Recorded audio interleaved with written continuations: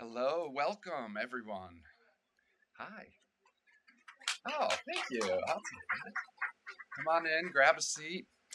Good evening. My name is Jesse Morandi, and I'm the director of the Digital Humanities and Digital Exhibitions Department here at Bard Graduate Center. In an institution that is dedicated to innovation and innovative ways of thinking about decorative arts, design, history, and material culture, my department focuses on leveraging emerging digital tools and methodologies to support the creation, investigation, and public dissemination of new modes of scholarship.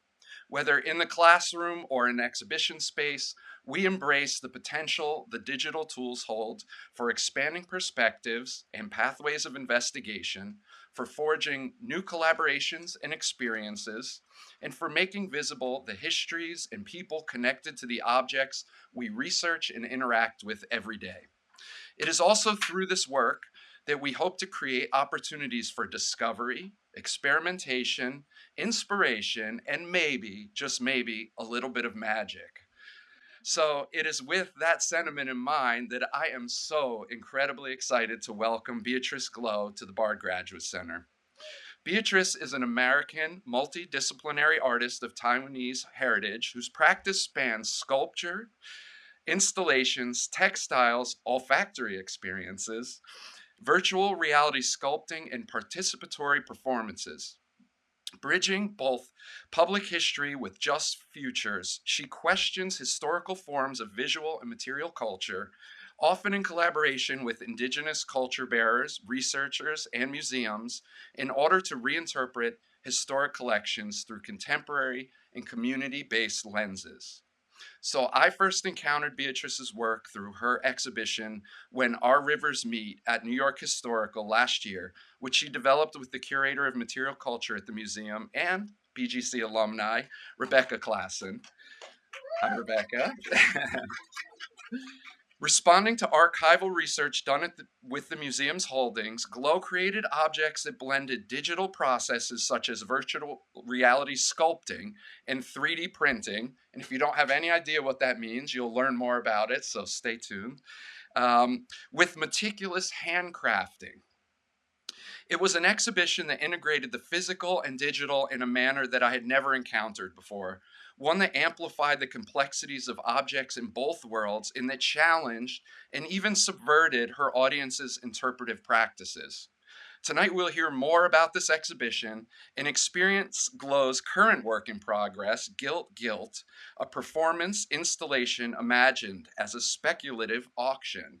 So please join me now in welcoming Beatrice Glow.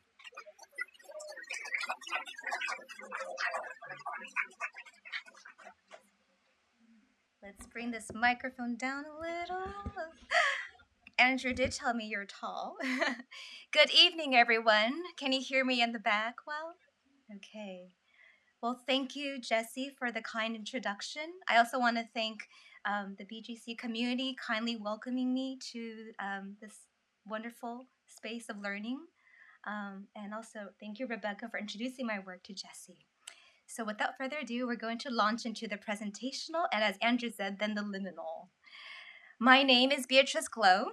I am a multidisciplinary artist. My practice centers on bridging invisibilized histories around themes of land, lineage, labor, and trade to more just futures. I often get to collaborate with archives and culture bearers, and we have elders in the room today, to expand contemporary perspectives on collections.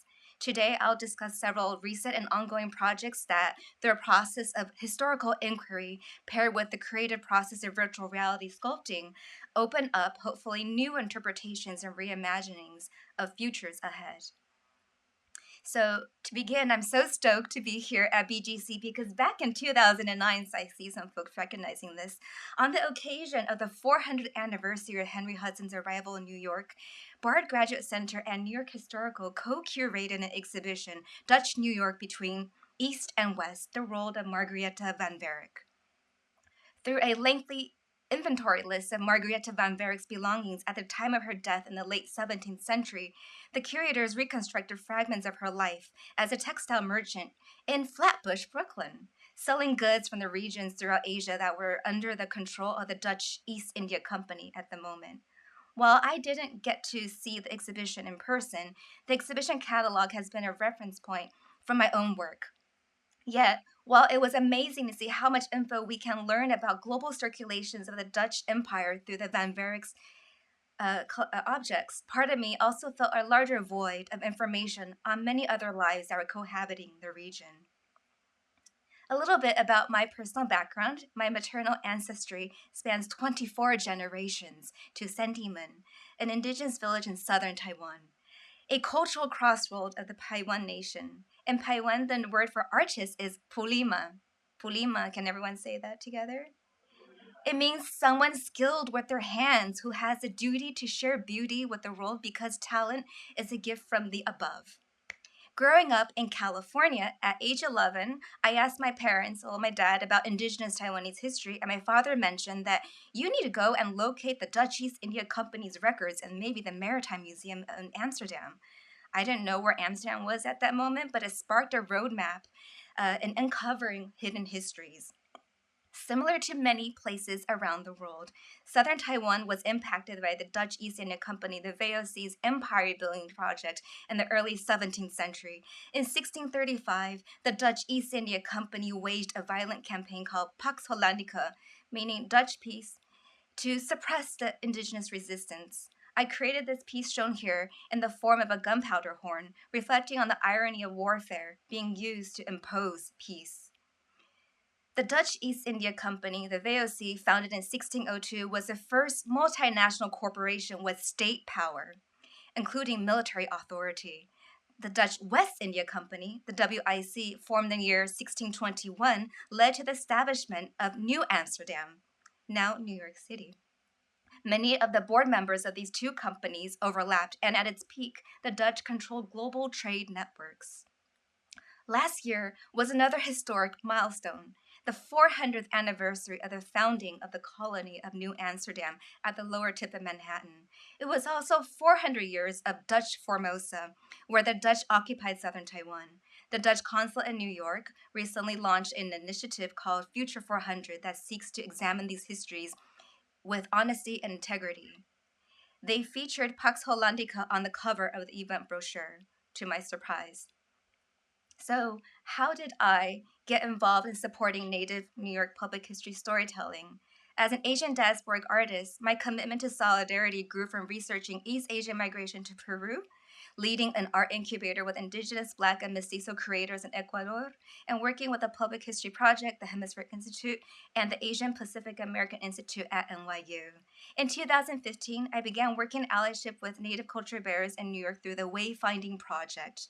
In collaboration with historians, technologists, ecologists, and culture bearers, we use virtual reality as a collective envisioning tool to reflect culture bearers' perspectives, resulting in an interactive VR experience depicting pre colonial realities and reimagining the ecofutures of Manhattan. We chose to use VR because elders wanted their future generations to one day be able to meet them in VR. Each project reflected a growing demand from culture workers, teachers, and the general public for educational and cultural resources on early New York history and entry points to honor original peoples and the land. These experiences have shown me where cultural diplomacy can propel change and nurture intra community kinship. In parallel, I was also working with my Banda working group looking at interrelated colonial violence committed by the Dutch East and West India companies that link New Amsterdam to Indonesia and even Suriname. My Manhattan Atoll Two Islands project examines how Manhattan was traded for the nutmeg rich Brune Island of the Banda Archipelago. In 2021, our working group launched an international roundtable series to commemorate 400 years of the genocide of 15,000 Bondanese people under the hands of the VOC in their pursuit of monopolizing the nutmeg trade. This work has connected me to anti colonial collaborators connected to the Netherlands, Indonesia, Taiwan, Suriname, and New York. Many of these collaborators of mine are movers and shakers connecting civic and academic institutions to people led movements. Having worked with sites and communities impacted by global Dutch colonial enterprises, when curator Rebecca Klassen at New York Historical Society, as we said, as a BGC alumna, invited me to be NY New York Historical's artist in residence. I suggested, could we possibly try to address the 400 years anniversary of the founding of the colony of New Amsterdam? And so the exhibition title, When Our Rivers Meet, was inspired by a conversation with elder Mikhailin Picaroman of the Rampo Lenape Nation that said in her culture, the place where two rivers meet is a sacred place. And Manhattan is embraced by two rivers. So the title is a call to all of those who came to the exhibition to listen to each other empathetically. So I'm going to begin by thinking about sharing with you the process of the exhibition. And I'm going to start with this map that deeply unsettled me. I respond to this map by Dutch cartographer Fisher, who depicted people in places that he never traveled to or met. Notably, he shows Europeans as conquerors and non Europeans either engaging in cannibalism or dressed in very stereotypical clothing that he made up. I was very challenged by this influence wielded by these early map makers, so I made this work called Hallucinating in the After Image of Empire. I printed Fisher's map on linen to reference ship sails and embroidered on Dutch East and West India Company's trade routes and used metal leaf to mark star forts to denote a landscape of control. I also collage images of spices generated, or shall I say, hallucinated by AI. I prompted AI using Midjourney with words related to Dutch trade to reveal the depths to which the Dutch trade influenced contemporary visual culture, as AI sources data from Dutch illustrations created during the Golden Age that are available on the internet. Some AI prompt terms that I use included beaver, spices, sugarcane, delftware, and many more. So that's why we have this beaverish image rodent generated by AI. The term hallucination here references how AI often fabricates images and presents them as factual, even though many of the generated images are approximative, similar to the many illustrations of non European flora, fauna, and people that were generated and widely circulated by the early map makers of the early modern period. One of the exhibition cases focuses on global trade and its impact. There is this print in there by Willem Blau, one of the official VOC cartographers, that sets the stage, a political theater represented by the four continents' female allegorical figures, where Europe, Asia, Africa, and America are represented on a high social hierarchy. Blau also created some of the first globes that, while beautiful objects, are symbols of domination, power, and conquest. So I reinterpreted Blau's celestial and terrestrial globes into sugar and spice bowls, and they actually open and close to reflect on patterns of power in search for resources since the age of, quote, exploration. Furthermore, the gold is not real gold, but a composite metal leaf called Dutch gold, which is a bastardization of Deutsch gold. It mimics gold and is a commentary on the Dutch Golden Age and the layers behind what first meets the eye. The case also shows a real nutmeg and mace from the Banda Islands to remind visitors that Henry Hudson accidentally arrived in Manhattan in search of Asia's spices. I also interpreted a Tiffany bonbon server in New York Historical's collection as a Dutch West India Company bonbon server with tobacco leaf motifs to tie together ideas of commodities in a Dutch trade such as sugar, tobacco, gold, and cacao. Now, in developing the exhibition, Rebecca and I also looked at New York Historical's archives for instances where New York City commemorated Dutch history, and we found folders from the 1909 Hudson Fulton celebration that celebrated 300 years of Henry Hudson's arrival during his search for a shortcut to Asia's spices on behalf of the VOC, and 102 years of Fulton steamboat technological marvels coming down the river. It was a 2 week extravaganza with 54 parade floats and fireworks throughout the skies, and it was all throughout the state of New York. It was meant to indoctrinate new immigrants about American history. It was a what I like to call an imperialist didactic theater. History was framed through four periods in this parade. It was the Indian, Dutch, English, and the US modern periods. Obviously, this is problematic and insulting to Native peoples for past tensing Native existence. Furthermore, the people shown here are in red face. Another example was this float design titled First Vessel Built in Manhattan, which dismisses the long standing canoe cultures along the eastern seaboard. It became clear that an alternative commemoration was necessary to respond to the Hudson Fulton celebration. I wanted to also play with the word parade, which in French, parade, also means to block, to ward off, to parry as a counter move in sports. It also means to answer evasively, elegantly, and gracefully. So I showed archival materials to 9 local and global culture bearers whose heritages were impacted by Dutch colonialism to think together on how we could tell a fuller story together. Following many listening sessions to each culture bearer while examining archives, I used virtual reality sculpting, a process where I kind of describe as using digital clay to render sculptures or 3D models that reflect each person's vision. There were many back and forths and drafts to ensure that consent is baked into the process and that I accurately represented our shared visions. So, for example, I got to have the pleasure and honor of sculpting Teresa Vega, who's here in the front row's ancestors and portraits, and she signed off on it. We envision a future parade, right, that celebrates empathy, reciprocity, and shared existences.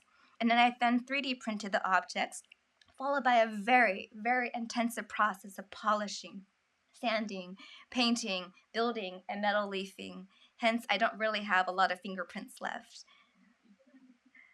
So I'm going to fast forward because I want to show you the result was this wavy-like vitrine of small but powerful parade float maquettes representing our alternative commemoration.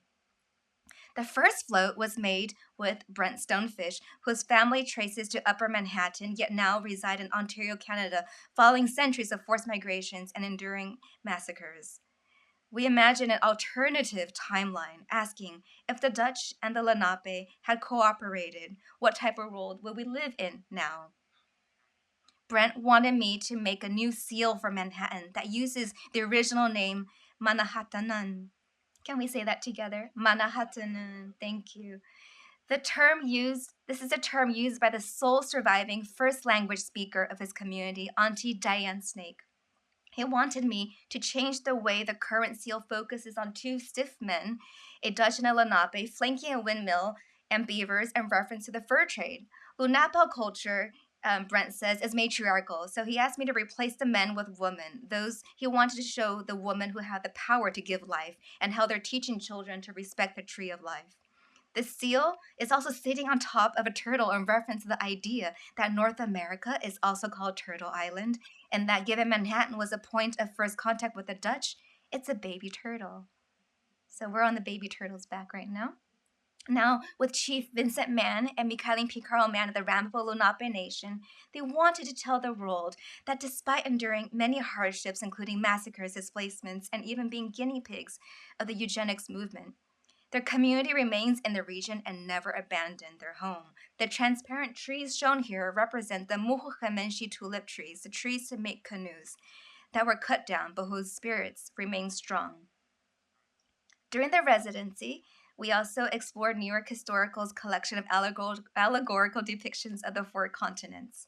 The female personifications of America, Europe, Africa, and Asia appeared in an array of media in Europe from the 1570s onward. These images often imply hierarchy, with Europe portrayed as queenly and victorious, often dominating animals. They also perpetuated negative stereotypes and exoticized non Europeans, although unevenly. For example, Asia is dressed in luxuriously decadent fabrics, always holding incense and riding a camel. Africa is shown undressed, riding an alligator. America is also shown undressed, holding a bow and arrow, riding an armadillo. The title of the print on the right translates into America groans in distress. Queens-based artist Tecumseh Caesar of Matinicok, Unkachag, and Montaukett Nation was upset by the depictions of animals in the 4 continents imagery. Harnessed and ridden upon by personifications representing the continents, these worldviews contrast with the teachings in his community, which see nature and animals as equal to or elevated above humans. So we created a carousel with the animals, but we made them clear, spectral, emancipated from their condition, while humans remain in color in the present timeline. Now, genealogist and family historian Teresa Vega Hi, Teresa. You want to wave your hand? Researches her Afro Indigenous heritage. She says her work is ancestrally guided. Her ancestors include Abraham van Sallee, an early Moorish Dutch settler in New Netherland, one of the first enslaved Angolans arriving in 1627, Munsee Lenape people, and Taino people from the Caribbean. Titled Writing with My Ancestors While We Spill the Tea, three generations of ancestors accompanying Vega while sharing stories of the past. At the reins is Thomas Thompson, a formerly enslaved stagecoach driver who delivered mail in New York and New Jersey while operating the Underground Railroad. Teresa found within New York Historical's collection several certificates of freedom signed by her ancestor, Thomas Thompson. In the back, her mother sits with Antonia Toon Snyder, who ran from her as slaver twice.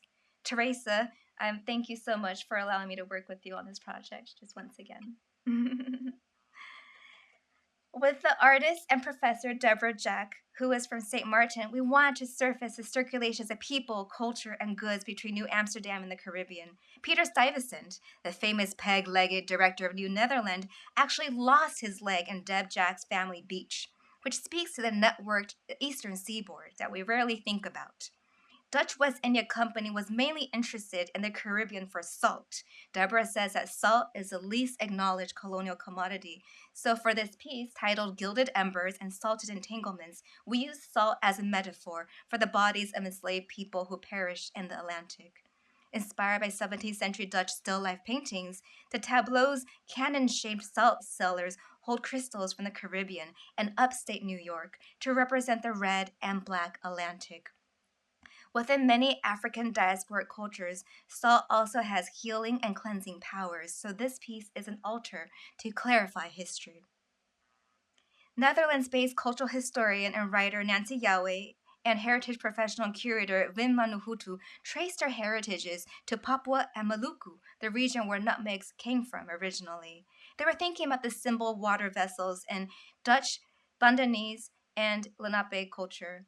We ended up reinterpreting this Dutch engraving showing the right of a Bandanese Kora Kora canoe that was used in war, trade, and cultural celebrations, and I added all islands connect underwater to highlight our shared existences. I imagined that the Bandanese canoed across the oceans to partake in this commemoration in the spirit of solidarity. Amsterdam based artist and curator Raoul Balai has a Surinamese background and wanted to highlight how New York and Amsterdam have shared heritages. Emerging through the arc are two under-recognized early settlers of New York who are of mixed race lineages. Anthony Van Sallee is Moorish Dutch and settled in Brooklyn. Juan Rodriguez worked for the West India Company and came to Santo Domingo and was possibly of Portuguese and West African descent. He was left on Manhattan by the company in 1613, purportedly married a Lenape woman, learned the language, and when the company returned, he served as a translator. There are children on this piece who are wearing VR headsets, right? You see on the right. They're looking at history through a 360-degree perspective. For the astute observers, on the New York City side, there's a pizza rat, and on the Amsterdam side, which you can't see here, there's a pigeon pooping on a windmill. And that was Raoul's artistic direction. Speaking of VR, virtual reality headsets, while I was looking at other toys and games and New York Historical's collections with Rebecca, we were very fascinated with paper peep shows. They're kind of accordion like tunnel books that, when you expand them very fully, reveal a whole new world within. So I kind of like to think about them conceptually as ancestors of virtual reality, and they kind of serve as a metaphor for decompressing history.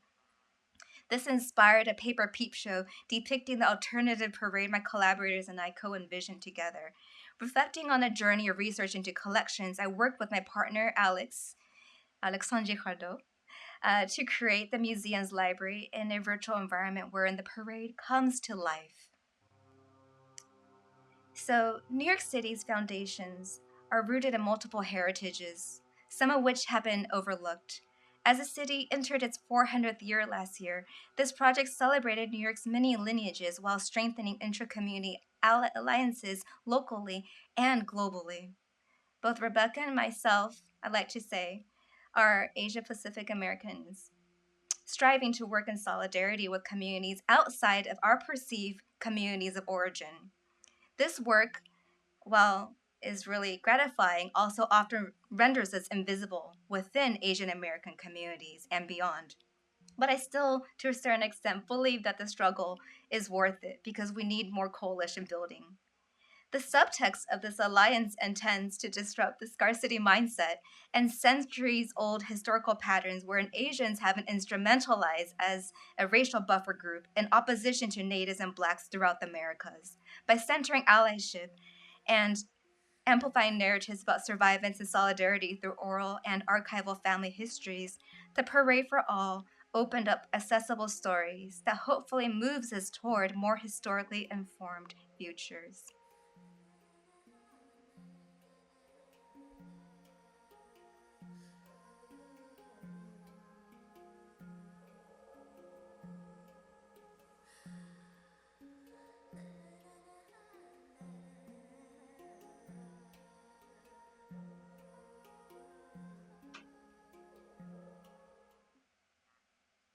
Here is another installation view with collection objects that inspired me, and to the right is a work on linen. In the spirit of healing, this piece takes a puzzle called A Dissected Map of the US, where the puzzle box cover showed an Auntie Sam figure teaching a Native woman about the new American geography. Rebecca and I pieced together the puzzle and found that there was a road map on the other side. Surprise! So Rebecca ordered a high-res photo of the puzzle, and I printed it on linen and used suture stitching and painted the cracks in the map with the kintsugi-inspired method. Kintsugi is a Japanese art form of repairing broken ceramics with gold and lacquer. This vision of unrolling through bridging and reparative processes is our collective responsibility. A lot of storytelling is about transmitting ideologies to future generations, so I made baby rattles that play with civic symbols as well as symbols held by the four continent allegorical figures. This was a response to a lavish silver plated rattle with coral teethers made for elite European American children, shown on the top. And I made this baby rattle called an inheritance with a globe at the center with a spectral coral. This is an invitation for younger generations to shake up outdated ideologies. There were touchable versions for exhibition visitors to play with as well. After closing When Our Rivers Meet last August, I still wanted to respond to the collections. Oh my god, Rebecca's like, no more. On my mind was this late 19th century French print that names Oceania as the fifth part of the world. As Europeans' knowledge of geography expanded, artists adapted personifications of the continents to different cultural agendas. Drawing from this visual history that has and continues to shape human nature and hegemonic relations, and thinking about how children responded enthusiastically to the carousel parade float maquette that I did with Tecumseh Caesar, I knew that the liberated spectral animals had a mission.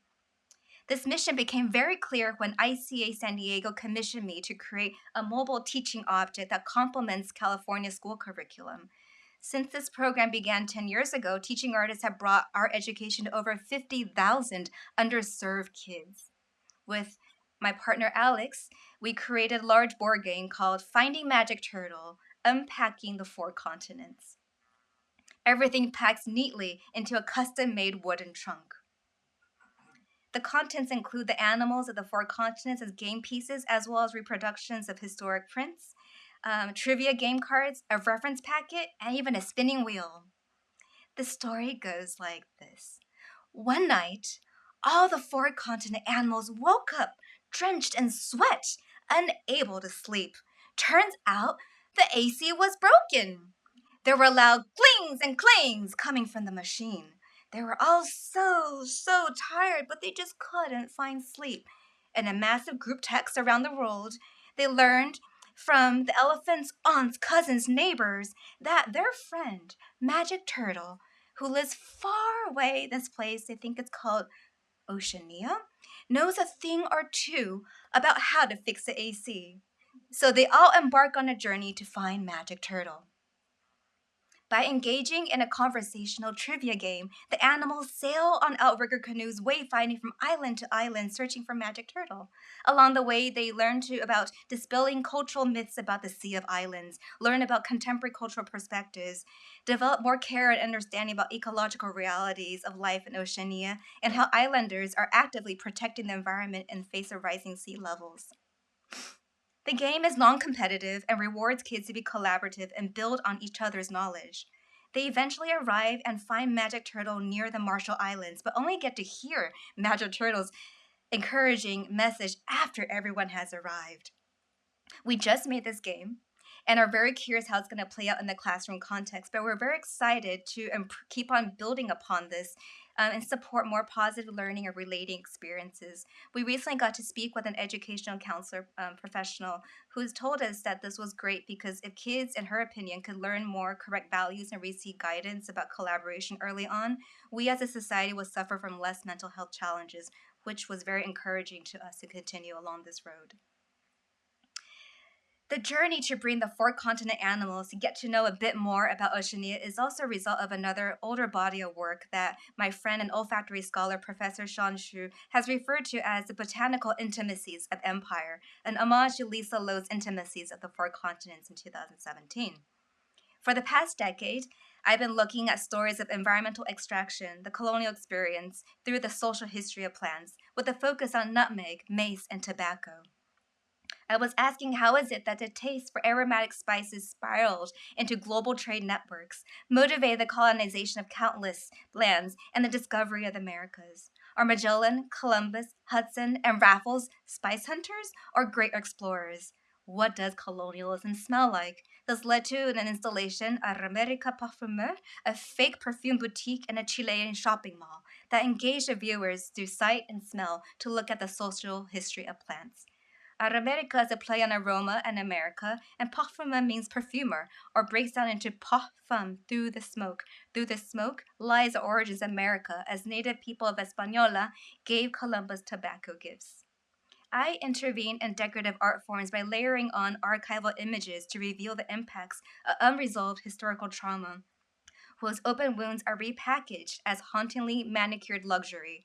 I invite viewers to draw connections between the aesthetics of colonial desire, the exploitative global trade histories that have shaped our interwoven social, economic, and environmental challenges. In 2017, I was invited to exhibit at the Jamesby Duke House, a millionaire row mansion in Manhattan's Upper East Side across the park. It is also the former family home of Doris Duke and the Institute of Fine Arts NYU. This mansion was built from the revenue of the American Tobacco Company. I exhibited a series of digital prints on mock silk that each tell a social history of a plant that transformed the world. This piece shown here is Tobacco, where a red-faced pinup irreverently blows tobacco smoke at ships filled with enslaved people and reference to the horrors of the transatlantic space. This piece is called Banda Islands Archipelago, Nutmegs and Cloves, in the mansion's smoking room. Following the exhibition and the house that rose from smoke, I spent a lot of time trying to grasp smoke. I researched at the Smithsonian Institution looking at the visual culture of tobacco smoke as a sacred medium, a luxury item, as well as heteropatriarchal puffs in the smoking rooms where decisions were made by a few elites. A widely misunderstood plant, tobacco is a sacred Native American plant that, upon commodification, motivated the English to finance a floundering English colony of Jamestown. This set forth a violent chain of events, including dispossession of native peoples, the creation of a nightmarishly successful plantation economy that was powered by enslaved people and enriched a few merchants and planters. Rising smoke, once a line of communication to the creator, ironically became interwoven fibers of an inequitable global economy. This is a $2 bill in the Smithsonian National Numismatic Collection and shows Sir Walter Raleigh showing the English court how to smoke. It's quite the IPO launch of its day. Gold and silk smoke interwove a global market as tobacco was used for trade across ports to purchase luxury products and fellow humans. It also inspired decorative art forms. Through inhalation, people exchanged with the sacred Native American plant intimately across vast distances. I found very telling Euro-American snuff boxes with blackamoors, using anonymized and stereotyped black bodies in decorative and subservient ways that, borrowing from Dr. Anne Lin Chang's word, ornamentalizing them in ambiguous Asian black indigenous styling. Using tobacco revenue from enslaved labor and native land, colonial elites in America purchased luxurious objects from Asia, including silk, hookah pipe, and fine porcelain. This piece is titled Colonial Desire and is in part inspired by George Washington's shopping list for his, quote, Chinaman, who was not Chinese, but procured these objects for him. This process of looking at many collections opened my eyes to many forms of polymorphous emissions, including the usage of smoke in rituals and worship, as well as the gunpowder that transformed military tactics, the steam, vapor, and coal factory smokestacks, greenhouse gas emissions, the smokeless smoke of vapes, vaporless digital clouds, bombings that replaced peace pipes, pepper spray attacking peaceful protesters and migrants, miasmatic smoke and mirrors, are nebulous present. From there, I started my work of interpreting and breathing new meaning into collections, as many cultural institutions grappled with questions of relevance and inclusivity. This is an installation shot of my exhibition, Once the Smoke Clears at Baltimore Museum of Art, curated by Sarah Cho. These pieces shown in the middle were inspired by historic urn-like tobacco jars that were once used to store tobacco. The series is titled Ashes to Ashes and references both the jars and the literal morbidity of the history of this plant and the toxicity has come to represent under colonial commerce. Through collections-based projects, I started to think about the agency of projects, the stories they carry, and following dialogues with Wayne Modest and Maya Nuku, the importance of not putting a burden on objects asked them to perform historical and or institutional guilt, especially when it comes to the questions of rematriation. Many of the decorative art objects that I reinterpret are luxurious objects with darker backstories. I'm attracted to and repulsed by them. I'm guilty of liking guilt. From that arose my work in progress, Guilt, a performance installation imagined as a speculative auction whose hauntingly luxurious collectibles reveal cascading impacts of colonial violence and environmental extraction. It also has an accompanying mock auction catalog co-developed with researcher, writer, and art historian Jong-Ah Kim in the room with us today. It is a repository of ideas about objects I've seen in private and public collections.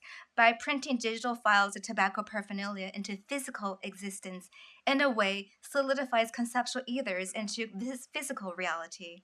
It's also about spectacles, facades, veneers, surfaces, and fakes. It is also about blurring fact and fiction for collective reflection.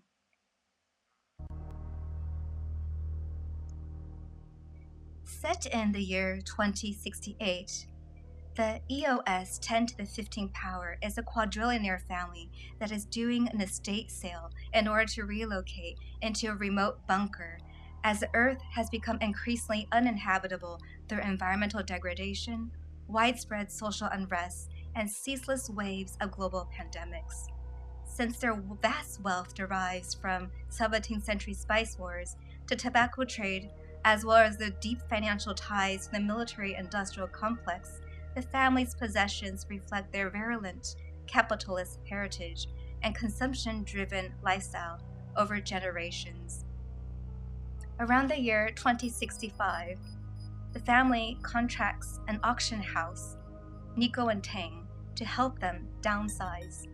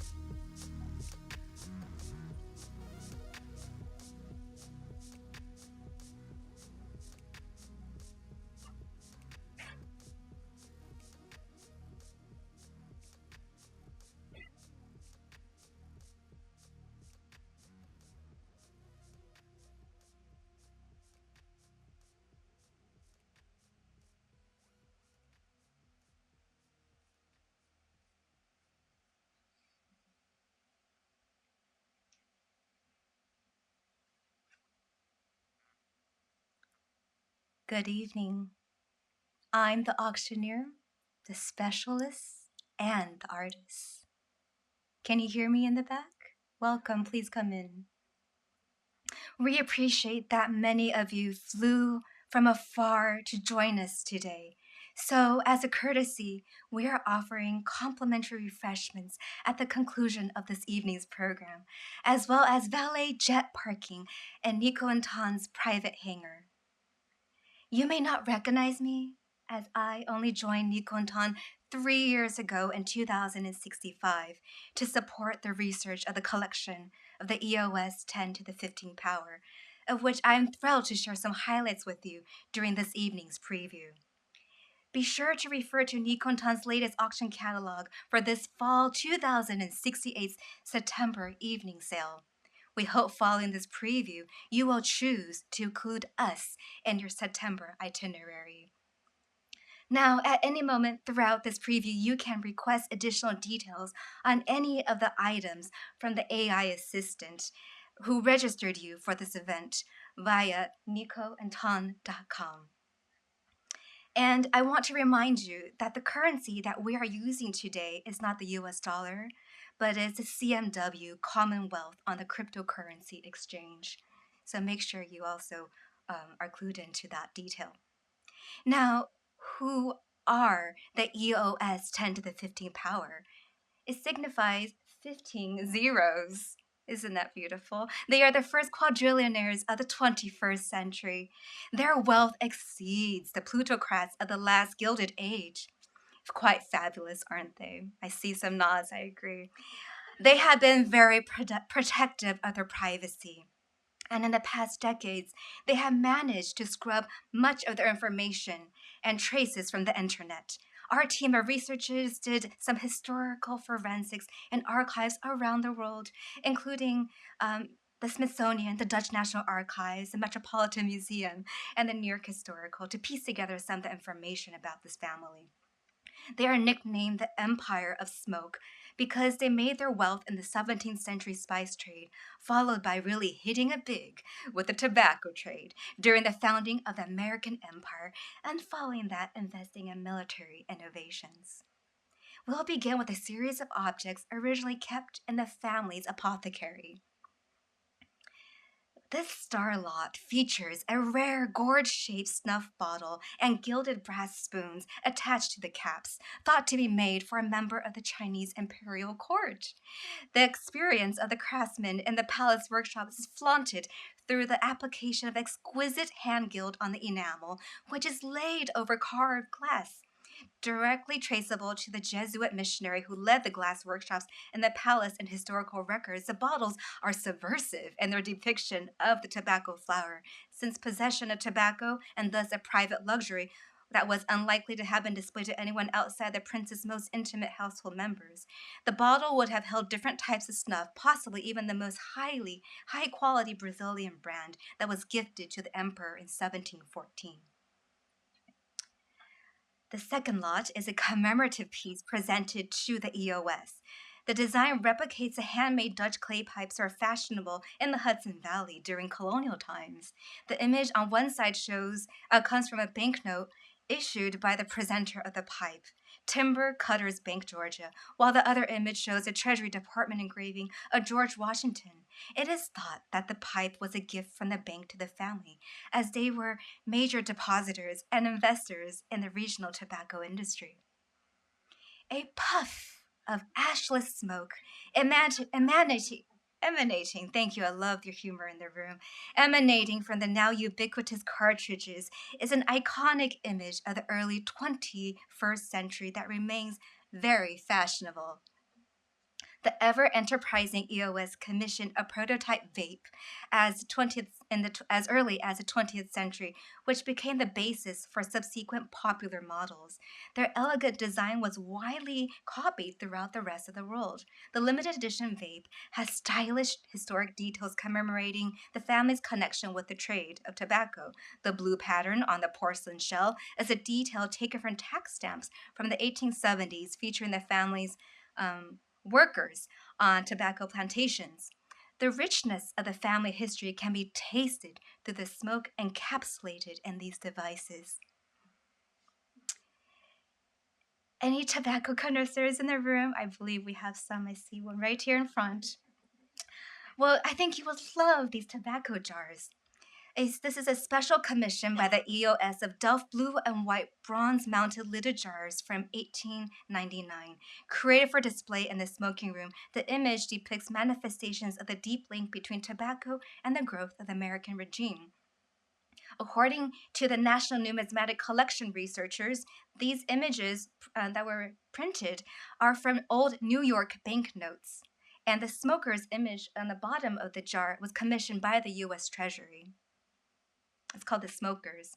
Now, the source image on this jar is titled Our Game and features a cowboy and a native person depicted in childlike style. They're playing a card game. How fun. A closer look shows a cowboy holding all the aces. This image is from a tobacco advertisement by Smead & Co. in 1899.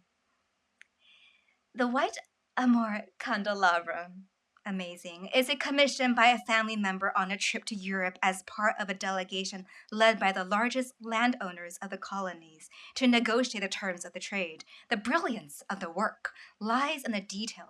The lees held by the man are the tobacco and hemp crops on which the foundations of the empire were built. And the torch is a fully functioning container for oil. It has been suggested that the likeness of the man is similar to that of the well-known Stone family of Maryland, perhaps Thomas Stone, who was the youngest member of the Maryland state delegation to sign the Declaration of Independence. Impressive. These rare ashtrays are made in the shape of forts and citadels that were built throughout numerous colonies. They functioned as both warehouses and defended the colony's interests. These ashtrays were possibly commissioned on special occasions and gifted to company shareholders for their support of the colonial enterprises. We will now look at the lots that were on display in the family parlor. Any golf lovers in the room? Oh, you just came back from a game, I see. Well, these were Cufton golf tees made to encourage the family tradition of entrepreneurship and savvy wealth management. If you look closely, on one side it says winner takes all. And on the verso, it says the Oligopoly Club, the root for oligarch. Quite the tradition, isn't it? I see some club members in their room. The family had several residences throughout the Southeast Asia region due to company's activities, and it's believed that one of the daughters was particularly enchanted by Indonesian Chris daggers and ordered because they were used in exotic ceremonial events. How cool. So she commissioned this dagger to be used as a letter opener. What is particularly exquisite is the handle. Notice a fossilized praying mantis suspended in amber. Judging from the size of this youth rifle, it was probably made for a female child, most likely a beloved daughter of the EOS, so that she could practice her hunting skills alongside adults during leisure retreats at Highland, Perthshire, Scotland. Royal and aristocratic women throughout history exemplified independent spirit, self-reliance, and wit through finessing their sharpshooting skills. This beautiful lightweight rifle is perfect for a growing hunter to experience the thrills of pursuing game that is central to heritage of the hunters. The rifle's barrels are made from gun-quality steel, their stocks made from carved ivory embellished with hand-painted floral details. The body is decorated with brass gold, as are the grips. As a major shareholder of a historic firearm company, the EOS was presented with this rifle in 1893 for the 20th anniversary of an 1873 model that is famous for being called the gun that won the West. Now this, the Pax Hollandica aroma diffuser, exudes a scent that evokes the scenery of the pristine island of Formosa, Taiwan, upon discovery, as documented in Dutch and Portuguese travel and missionary journals. It's a modern 21st century scent that initially greets with calming notes of gunpowder tea, sweet coconut, and elegant white champaca, followed by a blast of betel nut, lime, tobacco, and hinoki forest. Altogether, these scent notes are encapsulated within a special edition fragrance diffuser commissioned on the 400th anniversary of the Grand Convention Landtag on Formosa, today's Taiwan. that celebrated the dawning era of Pax Hollandica, the Dutch pacification campaign of Formosa, following the Dutch defeat of the Matau village with gunpowder muskets. For the EOS 10 to the 15th power, this historic event heralded the strengthening of the family's ties to the Dutch East India Company as they were able to receive repayment of their loan and rewards for their investment. Deeply inspired by her own family history, around 2045, one of the heiresses commissioned a series of silk garments that included this heirloom as a detail. Here it is in the heiress's entertaining salon. The collection of haute couture garments in this section represents a fraction of the exciting styles in the wardrobes of an EOS heiress who was a well-known influencer and fashion maven. These hand-embroidered silk and patterns are the result of painstakingly done historical research by this family member. They reflect a celebration of a long history, a Western celebration and exploration of the globe by depicting historical artifacts related to Dutch rule of the land, as well as iconic plants of the family trade. During summer entertaining season, guests will be invited to wear the capes and lounge and relax. Another socialite of the family was a celebrated painter living in a mega loft in Williamsburg around the late 2010s. Her series of smoke paintings were widely acclaimed, and they were a nod to her Empire of Smoke heritage. Gorgeous. I want one. Now we're going to look at jewelry and perfume lots. Are we ready? Yeah, okay, great. Now, here are prime examples of the family's Ghost Amore jewelry. The pendant is a rare example of craftsmanship from Italian workshops in Venice. I like to go there. The sculptured features of the woman displays a strong neoclassical influence that was prevalent. Her transparency is intentional, according to records of the EOS Commission found in the Murano workshop, to reflect the omnipresent spectral traces of the family's trading network. On the brooch to the right are rare, color-changing Russian Alexandrite stones, beautifully complemented by South African sapphire, a Russian demantoid garnet, and I'm told there's even a morganite in there, added afterwards in a repair named after J.P. Morgan. This exceptional item adds mysterious glamour to the Italian set, and I'm sure will bring a lot of glamour to your new wardrobe. Some of you may be too young to recall this event, but I do. This mask was created in 2043 for the famous Feast of Smoke, held by the EOS family and their estate at the beginning of the second Ripple pandemics, which was attended by only the most select members of the world's elite society. The mask allows for the wearer to exude the scent of the materials inside the pomander while simultaneously barring undesirable environmental odors, fumes, pollutants, and contagions. The graphene-based filtration system is a prototype for the masks used by cutting-edge medical professionals today. As daredevil entrepreneurs, technological innovators, and original tastemakers since the spice trade, it is no surprise that the family's collection includes a series of very unique perfume flacons containing exotic rare perfumes. The EOS properties were curated bounties of botanical treasures collected from around the world, and they were able to source materials for their incredible scents from within the walls of their estates. This crystal rendition of the pineapple grenade contains a smoky concoction of burnt caramel, Madagascar vanilla, powdery iris, oud, aged leather, agarwood, and a light trail of ozone. The metal lid reveals a nutmeg. As one of the early investors in Singapore's nutmeg mania, the family was quite fond of Stanford Raffles, the first colonial governor of Singapore. They were instrumental in advocating for the world's largest flower, Rafflesia, also known as a corpse flower, for its distinct sweet odor, to honor their friend's legacy throughout Southeast Asia, as well as their shared love of natural history. Centuries later, they even commissioned this Rafflesia pomander to celebrate the success of their early investments. From the early 2030s, the most prestigious households around the world have been guarded by biosensor technology created under the umbrella of the EOS. This is the first generation biosensor that started the now common trend of using individuals' unique scents to provide identification for security purposes. Heralding from the Southeast Asian branch of the EOS R&D arm, it takes the form of the odorous corpse flower. Guests at the EOS mansion were welcomed by the cheerful flower at the entrance of the smoking room. Guests to the EOS home may have also played with this golden parachute, a custom piece imported from Kyoto, Japan. The silk parachute is embroidered with Kyoto Nishinjin 18-karat gold leaf thread. EOS children would take turns holding the corners of the parachute, tossing a golden ball into the air and have it roll around. The tobacco flower motif decoration is a nod to the Chinese characters used to describe tobacco smoke, Jingsiyan golden silk smoke. While it was a toy for use and play, it alludes to the EOS business history as silk and tobacco traders and investors in the Cheney Brothers Silk Manufacturing Company in Connecticut, which later made parachutes for the Air Force in the Second World War. Here's a detail of the silk parachute, and you can take a look later as well at the sampler. The final lot now, are we ready for this, is a spare luxury bunker, the dreams, at an undisclosed location.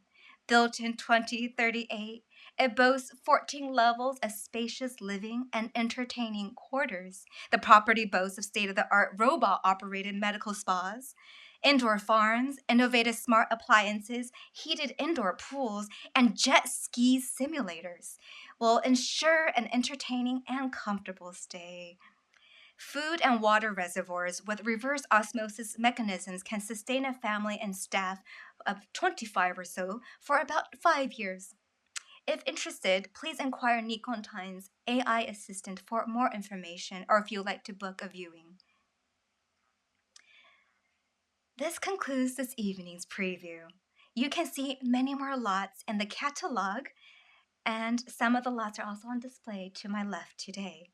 We look forward to having you join us in the fall if you choose to include us in your September itinerary. And also, I'll see you in the reception.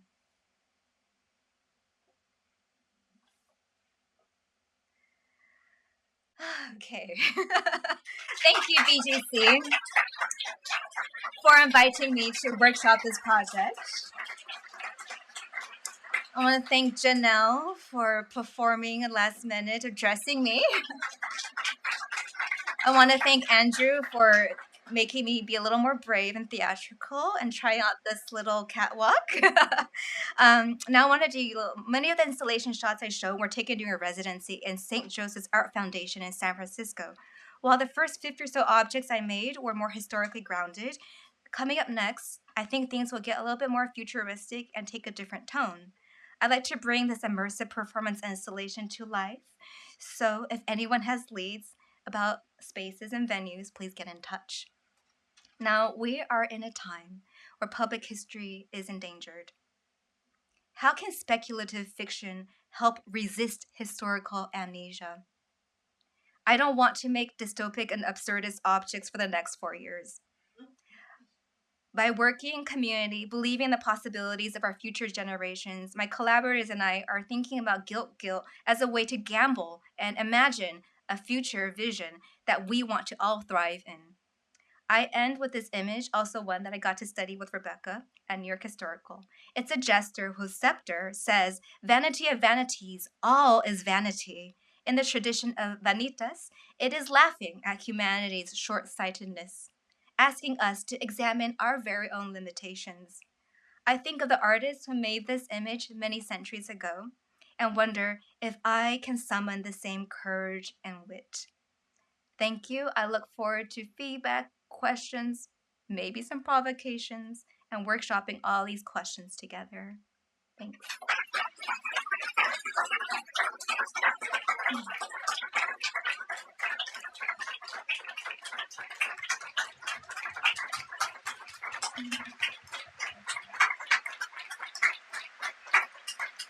All right, if you have any questions, raise your hand.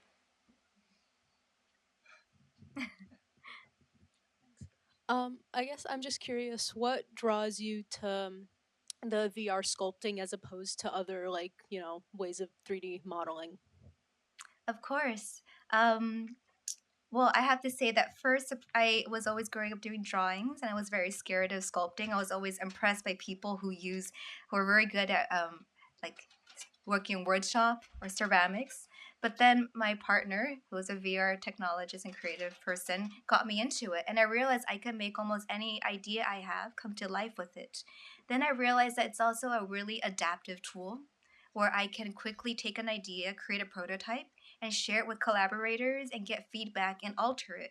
And so when it came time to collaborate with culture bearers such as Teresa Vega here, it was a really wonderful process where I showed her and all of our folks different drafts, and people would give me comments. So it was a very malleable tool. So in a way, it's adaptive, and I think a more democratic process of collaborating versus if I just went into my studio, made something, and said, like it, you don't like it, well, take it, right? Which could be if I spent too much time taking a precious material and making an object. So I find it to be a really malleable tool for that reason. And many other conceptual parameters come into play. But yeah, I hope that helps answer that question. Thank you. Any other questions?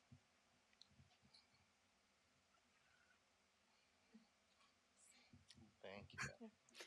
Hi, I really loved your performance and especially the video leading into the performance.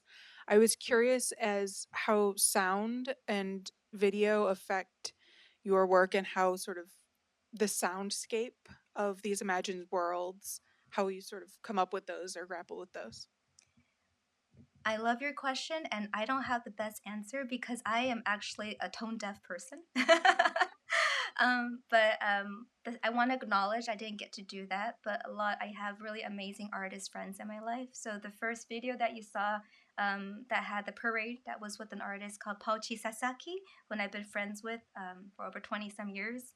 And she makes scores for films. And so she always gives me free reign to work with what I see fit with a lot of trust. So sometimes it just comes with making images and then editing while you're playing the music and letting them dance together. I don't really have a methodology in that sense. Now, the second one that you mentioned, that where I transitioned into this new character, it's by this really amazing French artist based in Montreal, Canada, who is a town of music. His name is Mourad Benasser. He's also an amazing music producer and curator, and he's also a long-term friend of Alex and I. And he also looked at some of our videos and gave us some to select from, and then we played with different snippets with trust. So it's a lot of it's about collaboration. That I have a shortcoming. I'm not musical. Only recent years I can sing some songs that I from my memory, but other than that, I can't play. But I have wonderful collaborators who each come in and share generously, and we build together. So it's really about the shape of collaboration. Yeah, thank you. Any other questions? Then please join me in thanking Beatrice Glow. Thank you.